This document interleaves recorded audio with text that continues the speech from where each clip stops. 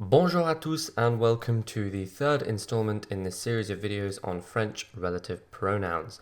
This time around we'll be looking at relative pronouns consisting of a preposition followed by lequel, laquelle, lesquels and lesquelles. As I've said before, if you haven't watched the previous videos in this series, I highly recommend that you do because the relative pronouns that we've already learnt, namely qui, que, dont and où, are much more important than these ones. The further on we get in this series, the less frequent the relative pronouns are becoming, so I would say it's certainly more important to understand qui, que, dont and où than these ones.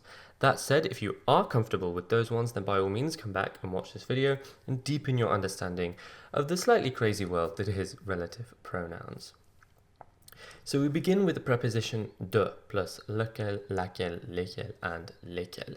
And if you know your basic French grammar, you'll know that de changes when it's followed by le, la or les. So we do have some slightly different forms to learn here, but it's nothing too difficult.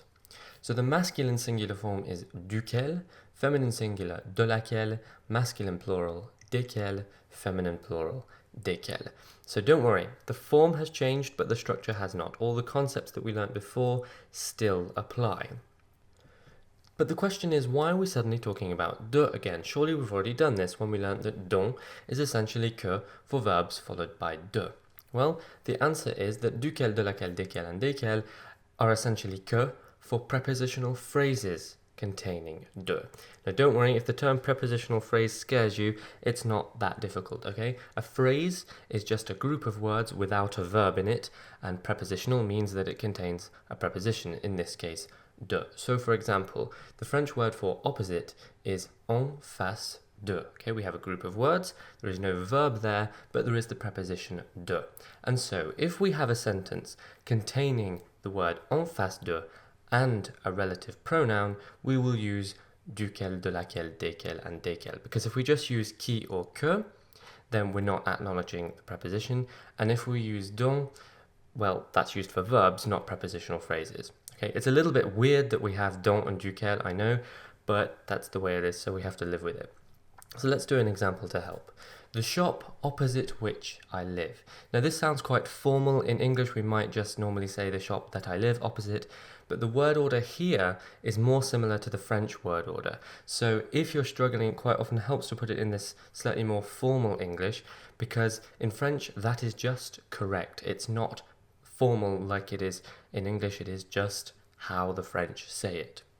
So, the shop opposite which I live will be le magasin en face duquel j'habite. Why duquel? Because magasin is masculine singular. Similarly, the French word for next to is à côté de. Again, we have a group of words, there is no verb, but we do have the preposition de. So if we wanted to say the house next to which I live, we would say la maison à côté de laquelle j'habite. De laquelle this time, because maison is feminine singular. So then we move on to a plus lequel, laquelle, lesquels, lesquelles. And the concept here is pretty much the same. A, like de, changes when it's followed by le, la, and les. So we have some more forms to learn, but it's pretty much the same as what we had before. Masculine singular, auquel, feminine singular, à laquelle, masculine plural, auquel, and feminine plural, auquel.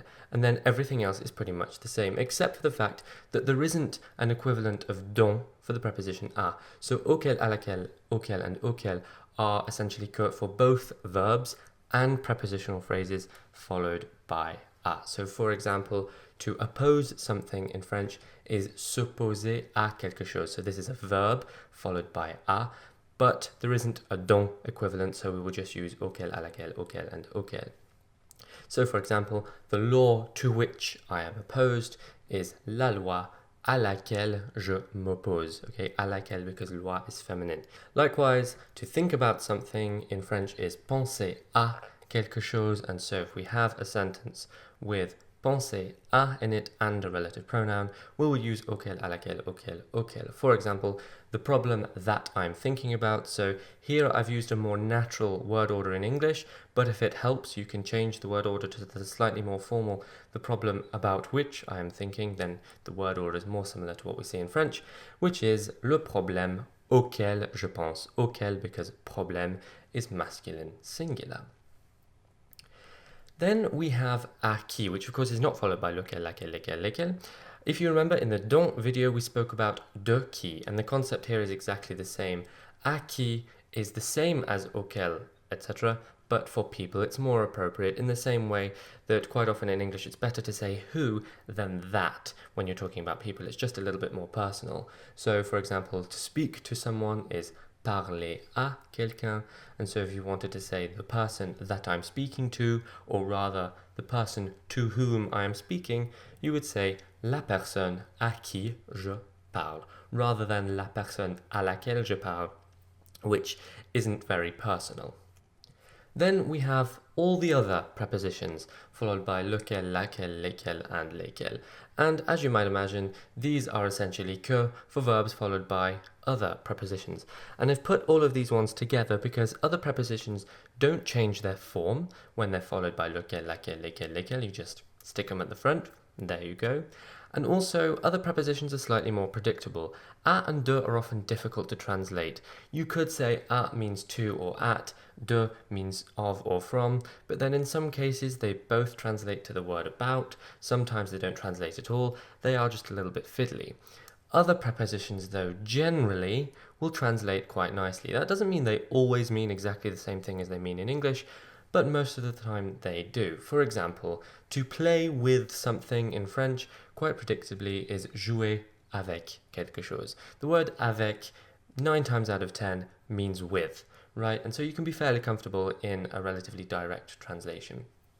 And so in this case, if we use a relative pronoun with the preposition avec, we're just going to put avec in front of lequel, laquelle, lesquels, lesquelles, and there you go. So for example, the toy that he is playing with, or the toy with which he is playing, if it helps, is le jouet avec lequel il joue. So we use lequel because jouet is masculine singular.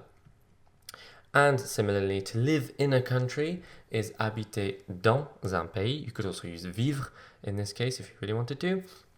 But if we wanted to say the country in which we live, we would say le pays dans lequel nous habitons. And again, lequel because le pays is masculine singular. So there we go, that is it for the preposition plus lequel, laquelle, lesquels, lesquelles relative pronouns. As usual, if you have any questions, please don't hesitate to ask. I know it's all a lot to take in and can be quite difficult sometimes, so don't hesitate to put any questions, even if they seem really, really simple.